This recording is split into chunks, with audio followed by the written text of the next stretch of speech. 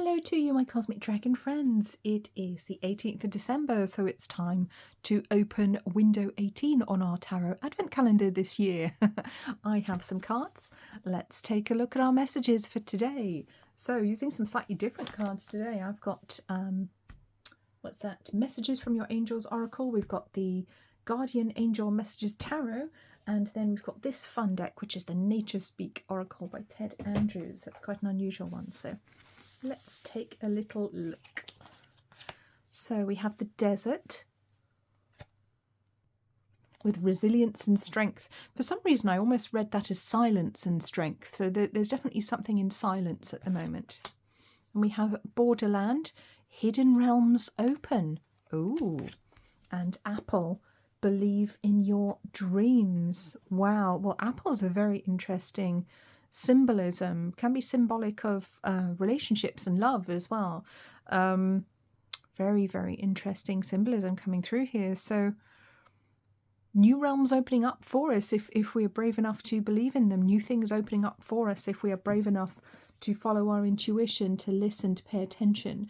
And it does feel like it's new spiritual realms that are opening up for us, which may manifest in physical ways as well, but it feels almost like the veil being slightly thinner for us at the moment if we are prepared to listen to the intuition, to listen to those nudges as we awaken. More information and further awakening is being made available to us to make us stronger, to help us to get through this difficult patch in history, in humanity's history. This is not an easy part, and we may feel very alone at the moment. We may feel very isolated at the moment, as if most people aren't listening to us, and most people don't want to know what's going on in the world. They would just rather believe what the telly says them and go with that. And of course, we know that's not true, don't we? We know there's so much more to this reality and to this lifetime than any of us could even understand, or begin to understand. But we are aware of that, and I think that's helpful in and of itself. But with resilience and strength, like I said, I almost read that as silence and strength. So I feel like it is a good time for silence, for meditation, contemplation, particularly as in the Northern Hemisphere, it's a very, very dark time of the year. We don't get a lot of sunlight right now, particularly where I am. The days are very short. I mean, unbelievably dark. It's like it's getting dark at 3 o'clock and you're like, what?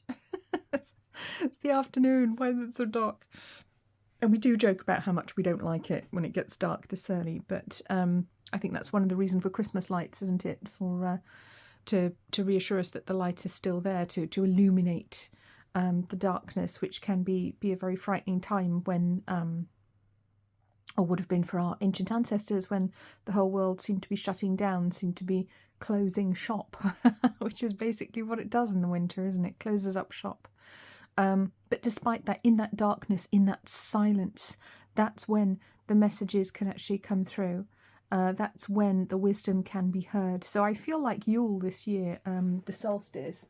When's the solstice this year? Is it on the 21st? Yeah, it's on the 21st. So 21st of December on the solstice, I feel would be an amazing, fascinating time for ritual, for psychic work, for channeling, and just for communing with our guides and spending time in darkness, maybe with a candle, meditating. Obviously have the candle somewhere safe where it's not going to burn the house down. Very important. So it is going to be that time soon, and we will see the fruits of our labour soon if we are brave enough to believe in it. So let's take a look at our next cards. We have Grace and Antoinette. To heal this situation, see the other person's point of view with compassion. Then we have Astara, one of my favourite cards from this deck, which is you deserve the best. Reach for the stars with your dreams and desires and don't compromise. And Caressa. Ah, yes. You're at the end of a cycle in your life. Call upon the angels to comfort you and to guide you to your next step. Happiness awaits you now. Yes. And I like how these cards, the vibe is very much resonating with the previous 3 cards as well. Let's just compare them. So, believing in your dreams, believing you deserve the best with Astara and the apple, very much so. Yeah, but there is this, with Grace and Antoinette, very often it is about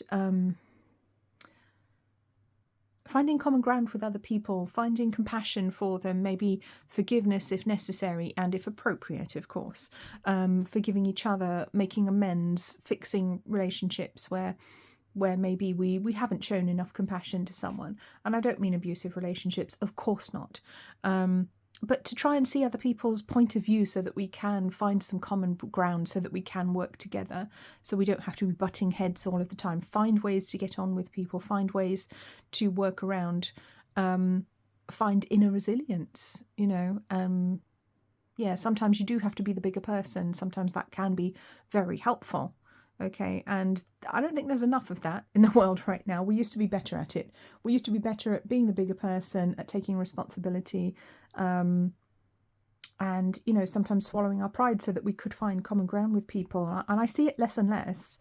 I see it less and less right now, which is a shame, because some of our younger generations, and it's not only the younger generations, the older ones are picking up these bad habits too. So I don't want to necessarily dunk on the younger people, because it's definitely not just them. But you see it in the boomers as well. It's shocking. The older Gen Xers, it's like, wait a minute, you were brought up better than this. You know better. Why are you acting like this? It's a tendency, a habit that's been picked up by society right now, where it's all me, me, me. No, I'm not prepared to listen to you. I'm not interested in your point of view. I'm right, you're wrong, end of, you know, or you know, I'm going to be horrible to you. And there's really no need for that. That does not promote societal cohesion. That does not promote happiness. That does not promote anything positive. It just keeps us further into the illusion of division, which is extremely dangerous. And yes, we are coming to the end of a cycle. We absolutely are. And I keep saying this. Next year starts quite a powerful new cycle, literally from the 1st of January. Which you can find out more about in my 2026 Psychic Predictions ebook, which is available for pre-order now. It's due to be out on the 24th of December. Links in the description below if you're interested in that. And yes, you do deserve the best, but that doesn't mean that you have to take it from somebody else.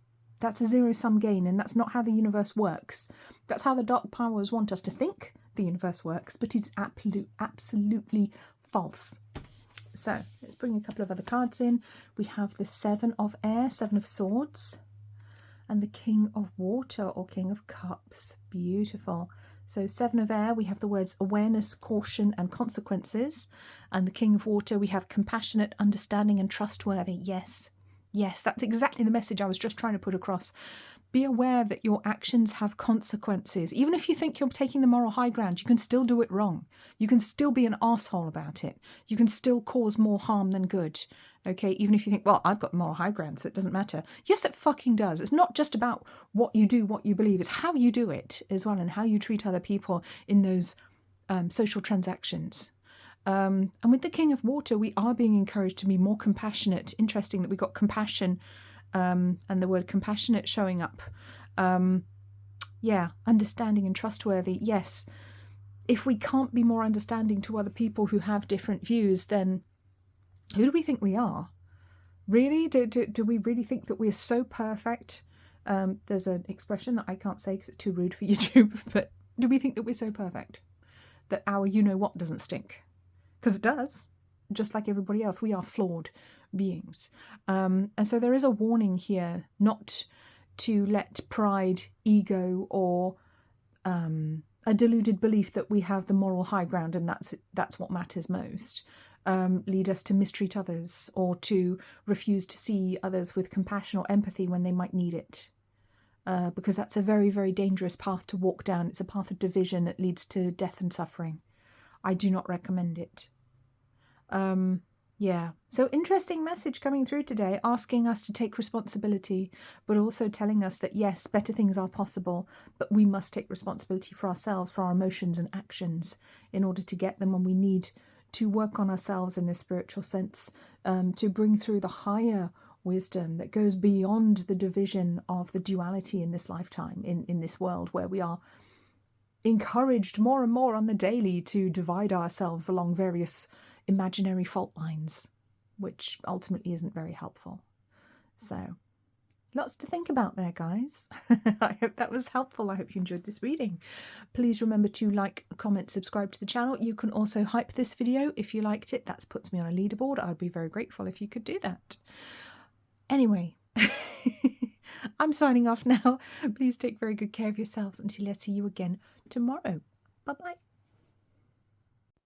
And you can now pre-order my 2026 Psychic Predictions ebook, which is available from angelwingsholistics.com. Link is in the description below. And yes, of course, it features Bedford on the front.